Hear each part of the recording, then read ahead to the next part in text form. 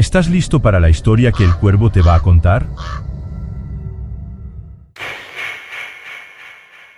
A finales de 2020, mi abuelo falleció a causa del cáncer. Fue un momento difícil para todos, pero fiel a su naturaleza, vivió y murió a su manera. En lugar de buscar tratamiento, les dijo a sus hijos que iba a regresar a su antiguo pueblo, a esa casa abandonada que parecía haberlo esperado solo a él. Falleció allí, y lo enterramos en ese mismo pueblo, en esa misma casa. La semana pasada, recordé una de las historias que mi abuelo solía contar con frecuencia. En su vida, solo tuvo 2 encuentros con lo paranormal, pero como solía decir, fueron suficientes. Desde que comencé a escuchar y leer las experiencias escalofriantes de otras personas, he pensado en compartir su historia. Ahora, 3 años y medio después, apenas me siento lo suficientemente fuerte como para hablar sobre lo que él pasó. Creció en una casa de barro, de la cual ahora solo queda una marca en el suelo. En ese entonces, el pueblo era solo un conjunto de casas dispersas en una vasta llanura rodeada de montañas. Cuando la tierra no podía ser cultivada, su padre iba a la ciudad a trabajar en construcción. Durante una de esas veces, su madre quedó a cargo de mi abuelo, que tenía solo 7 años, su hermana mayor, que tenía 9, y su hermano bebé, Anastasio, que apenas tenía 1 año y había estado débil y enfermizo desde su nacimiento. Anastasio tuvo un parto difícil que casi se lleva la vida de ambos, él y su madre.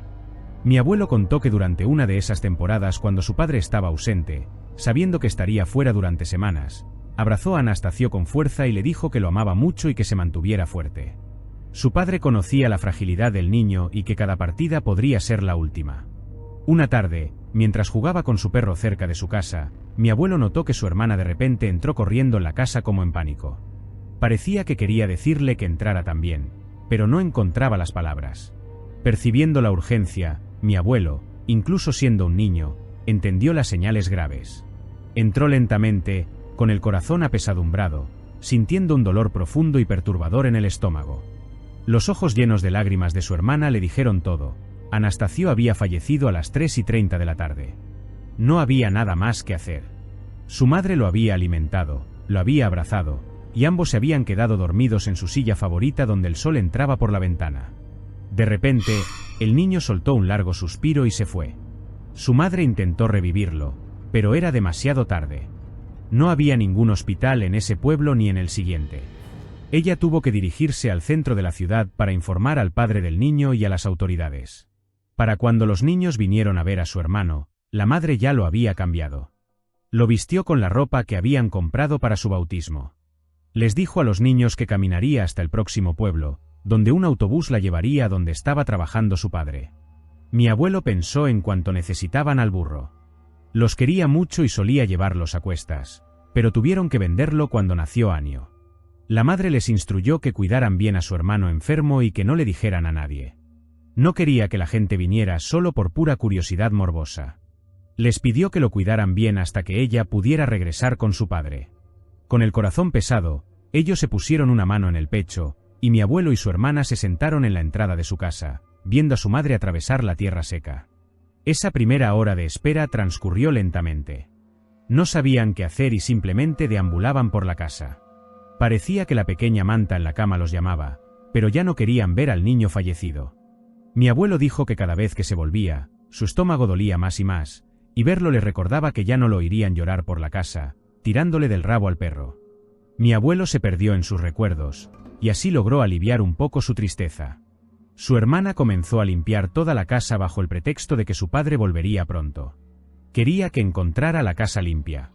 Parecía su forma de no pensar, de posponer su tristeza. A medida que caía la noche, los dos escucharon algo, el llanto de un bebé que parecía venir de lejos. Miraron hacia la carretera y no vieron nada. Las casas más cercanas estaban tan lejos que solo se veía una. Al recobrar el sentido, pensaron que tal vez el viento había llevado el llanto desde lejos, como a veces hacía, pero no había bebés pequeños en el pueblo, al menos ninguno que conocieran. El perro salió curiosamente, como si siguiera el llanto. Siempre hacía esto, daba vueltas, encontraba algo para comer y volvía.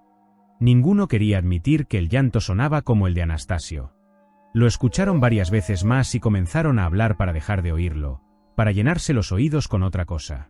A la hora de cenar, La hermana de mi abuelo se sentó en la silla frente a la ventana para mirar la entrada de la casa. Eran casi las 10 de la noche, pero tal vez pensó que regresarían pronto, ya sea la madre, el padre o el perro, quién sabe dónde estaban. De repente, un poco más tarde, alguien golpeó con fuerza la puerta, asustándola. Donde vivían, la gente no golpeaba, gritaban desde afuera en la calle. Los dos se acercaron a la puerta para preguntar quién era, quién estaba allí. Vengo a ver al niño, y, dijo una voz desde afuera. ¿Para qué? ¿Quién te envió? Y respondió mi abuelo. Necesito ver al niño, y insistió la voz, con el mismo tono exacto. A través de la rendija, lo único visible era que parecía una monja por la vestimenta. Y es una monja pequeña, le dijo mi abuelo a su hermana mientras ella apoyaba las manos en el marco de la puerta. Sin embargo, la detuvo, preguntando por qué habría alguien allí. Su hermana sugirió que tal vez su madre la había encontrado en el camino y la había enviado para ayudarlos o para bautizar a Anastasio. No esperes, no abras, y advirtió nuevamente mi abuelo. Le preguntaron, ¿y quién te envió? Fue nuestra madre. La figura al otro lado solo respondió, y vine a ver al niño. Ambos sabían que algo no estaba bien con ella. Mi abuelo instruyó a su hermana a volver a la cama y revisar el cuerpo de su hermano, y le dijo a la monja en la puerta que volviera más tarde, ya que no iban a abrir la puerta, especialmente sin saber quién la envió. Mi abuelo dijo que pronto dejaron de sentir su presencia afuera, como si la angustia inquietante que traía se hubiera levantado de repente. Miró por la ventana y no vio a nadie allí. Un poco más tarde, abrieron la puerta con precaución. Mi abuelo silbó al perro porque dondequiera que iba, el perro siempre parecía escucharlo y volver. Dieron una vuelta por la casa, revisaron el corral donde tenían una cabra y el resto de los animales que no habían vendido. Cuando Anastasio nació, salieron afuera en la oscuridad como si nada hubiera pasado y regresaron adentro cuando el reloj dio la medianoche. En ese momento, con violencia, volvieron a llamar a la puerta. Ambos miraron por la ventana, y allí estaba la mujer de nuevo en la oscuridad, aún sin poder ver su rostro. Y maldita sí, Vit. ¿Por qué sigues golpeando nuestra puerta? ¿Quién te crees que eres? Y le gritó la hermana de mi abuelo. Necesito verlo, y, dijo esa voz, pareciendo sacudir la puerta como si la agarrara con ambas manos con la intención de arrancarla. Las únicas cosas que tenían dentro para defenderse en esa casita eran un machete sin filo y un cuchillo sin mango que usaba su madre. Cada uno agarró un arma. Volveré enseguida, dijo la voz de la mujer afuera. Los dos miraron cuidadosamente afuera, temiendo que ella los viera. La monja se detuvo en la entrada, miró en ambas direcciones por el camino, luego regresó a la puerta de la casa, aún sin que pudieran verle la cara. ¿Y si es una monja de verdad y la estamos enfureciendo? Podríamos ir al infierno por no prestarle atención, y, dijo mi abuelo. Su hermana insistió en que no, que deberían aguantar. Seguramente su madre estaba casi allí y había algo muy extraño en esa mujer. Después de algún tiempo más, ella se fue, y mi abuelo corrió al establo para buscar un hacha. Su hermana esperó en la puerta, luego la volvieron a cerrar y colocaron muebles frente a ella. Antes de darse cuenta, ya pasaba la 1 de la madrugada, y una vez más algo se acercaba a la casa. Los golpes en la puerta la sacudían, haciendo que el pestillo saltara del techo.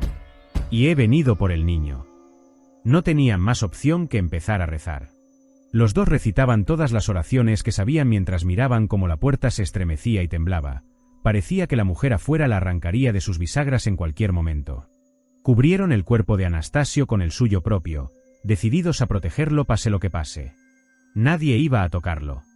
En medio de sus fervientes oraciones, parecía que el peligro se alejaba, ambos podían sentirlo.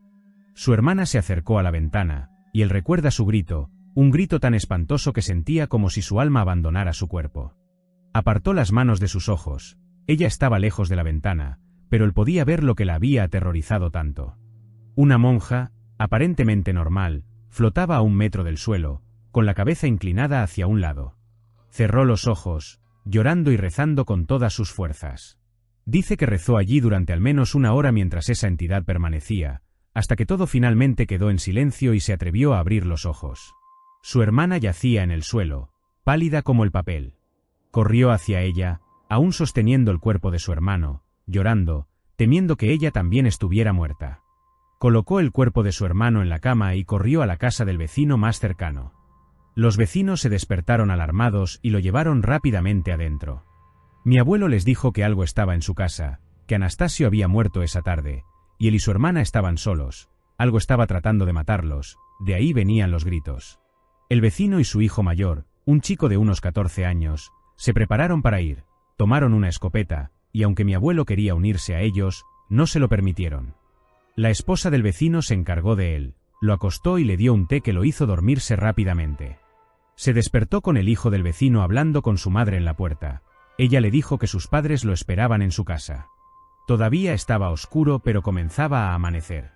El vecino estaba en su casa, y allí estaban su madre y su padre, a quienes corrió para abrazarlos.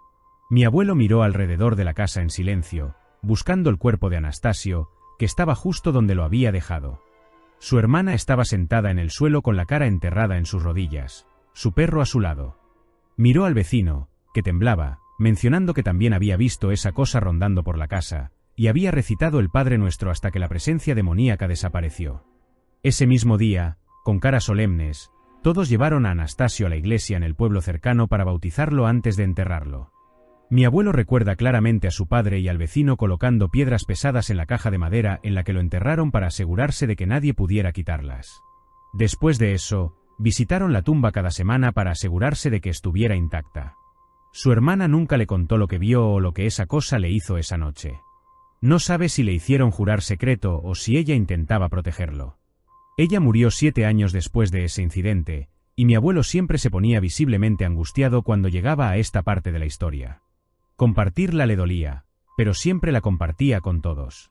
Algunos miembros de la familia dicen que por eso regresó al pueblo cuando se enteró de que tenía cáncer, para revisar la tumba una última vez.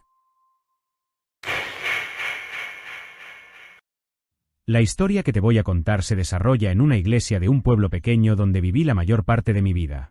Como es un lugar tan diminuto, prefiero mantenerlo anónimo. Este relato nos lleva de vuelta a los años 80. Recuerdo vivamente el campo entre la iglesia y el convento donde nos permitían jugar al fútbol. También recuerdo cómo las monjas nos daban amablemente agua si se lo pedíamos. Eran realmente amables con nosotros. Un día, estuve jugando solo por un rato. No tenía ganas de volver a casa debido a algunos problemas allí. Terminé dando patadas al balón con otro chico que también estaba solo, esperando a sus padres que estaban dentro hablando con el sacerdote. Ya era casi de noche cuando estábamos demasiado cansados y sucios para seguir. Aunque siempre nos decían que no nos quedáramos afuera después del anochecer, sugerí que fuéramos a la puerta del convento para pedir agua a las monjas. Pero antes de que pudiéramos llamar, la puerta se abrió de golpe. Una monja anciana, vestida de manera diferente a las que normalmente veía, nos preguntó qué necesitábamos. Supuse que era la Madre Superiora. Pedimos agua, y ella nos dijo que esperáramos.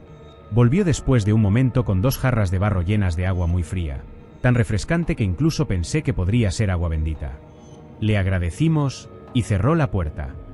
Dentro, parecía que todo estaba apagado, y supuse que la mayoría de las monjas ya debían estar dormidas para entonces. Los padres del chico finalmente salieron de la iglesia y hablaron con él. Era muy oscuro, y ya no tenía más excusas para quedarme. Así que finalmente me fui a casa, solo para ser castigado por regresar tan tarde. No volví a la iglesia a jugar al fútbol hasta unas semanas después. Ese día, ya era de noche de nuevo, todos se habían ido, pero no quería irme a casa. Me senté en el banco y, aunque no tenía sed, pensé en el agua refrescante de las monjas. Decidí disfrutar de su amabilidad una vez más, fui a llamar por agua, pero nadie salió. Toqué el timbre de nuevo, y aún así nada. Entonces, detrás de mí, en medio del campo oscuro donde solíamos jugar, vi una silueta acercándose. Era otra monja, una que reconocí, siempre parecía enojada e intimidante. Me preguntó qué estaba haciendo jugando al fútbol a esa hora, en un tono bastante severo.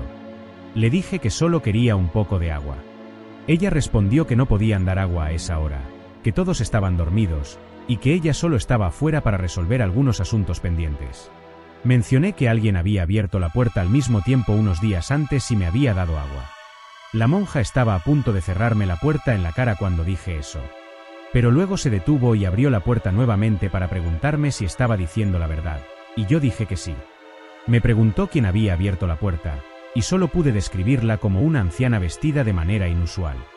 Ella sonrió brevemente mientras sus ojos se llenaban de lágrimas, luego volvió a su expresión habitual. Me dijo que no había ninguna monja como la que describí, y que no debería estar jugando tan tarde en la noche.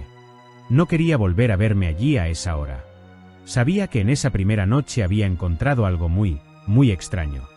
En ese entonces, varios de los niños que jugaban allí habían visto a la que vestía ropa de otra época. Sin embargo, de todos los que conocí allí, solo ese chico que vi una vez y yo habíamos tenido contacto con ella, quien bebió del agua que nos ofreció.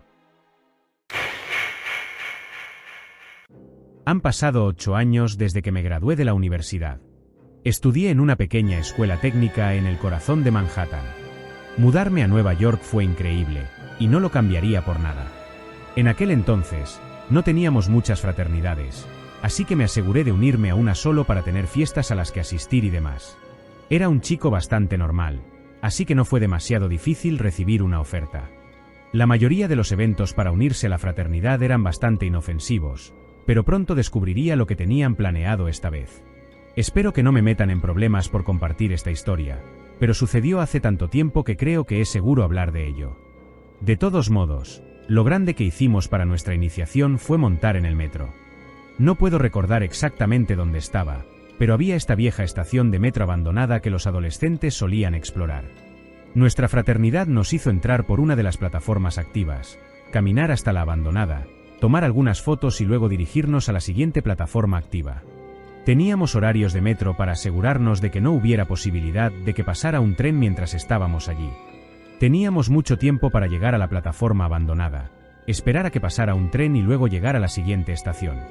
Puede que pienses que suena arriesgado, pero no tuvimos que esquivar ningún tren. La ruta estaba bien planeada, y todos teníamos mucho margen de maniobra cuando se trataba de caminar por las vías. Todo lo que necesitábamos hacer era evitar el peligroso tercer riel, y estaríamos bien. Yo era un gran fan de la exploración urbana antes de la universidad, así que esto honestamente fue más emocionante que aterrador para mí. Era un día de semana aleatorio alrededor de las 3 de la mañana cuando nuestros hermanos de fraternidad nos hicieron bajar al metro. Estoy seguro de que eligieron esa hora porque los trenes eran muy escasos, y estaríamos protegidos a toda costa.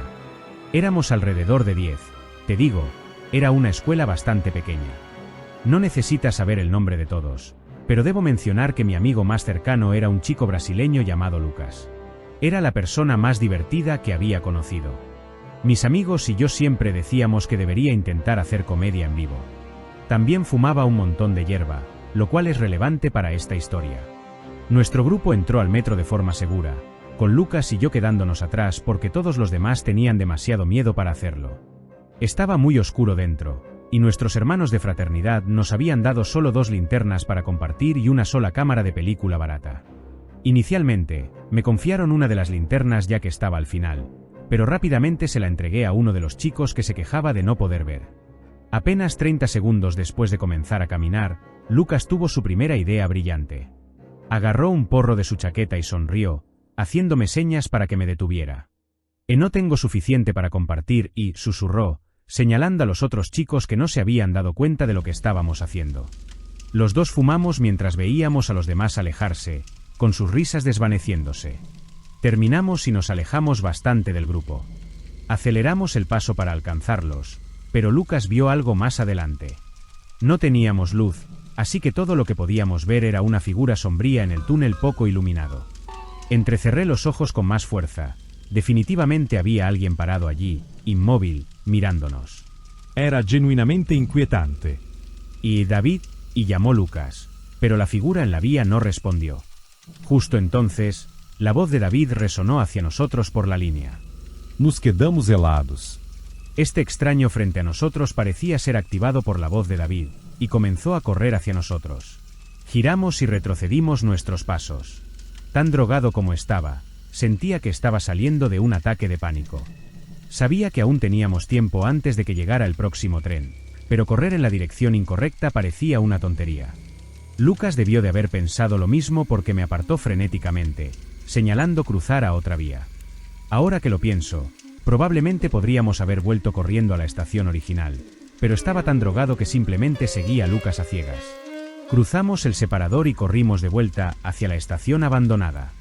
Las cosas eran aún más aterradoras ahora. Literalmente no teníamos idea de cuándo podría venir un tren en nuestra dirección, pero al menos nos dirigíamos en la dirección correcta.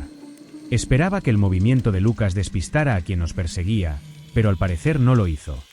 Nuestro perseguidor también cruzó el separador y continuó la persecución. El problema era que solo había unos pocos lugares donde se podía cruzar el separador, así que teníamos que esperar encontrar otro antes de que llegara el tren.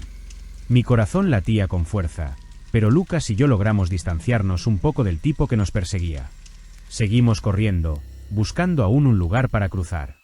El túnel comenzó a vibrar, y pudimos ver la luz empezar a salir al final del túnel. Un tren se acercaba. Estábamos jodidos.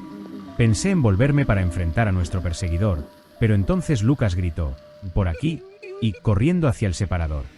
Por algún milagro, el próximo punto de cruce estaba justo frente a nosotros, y ambos volvimos a la vía original. Corrimos otros 30 metros y llegamos al resto de los chicos en el andén. Lucas explicó todo mientras yo me inclinaba y vomitaba. Ni siquiera un minuto después, el tren de la otra vía pasó a toda velocidad. Estábamos listos para enfrentar a quien nos estaba siguiendo, pero nadie apareció. Hasta el día de hoy, no tengo idea de cómo esa persona evitó el tren. Esperamos a que el tren pasara por nuestras vías y luego nos apresuramos a alejarnos. Ahora que lo pienso, Lucas y yo probablemente solo nos topamos con otro vagabundo drogado que ni siquiera podría haber sido una amenaza.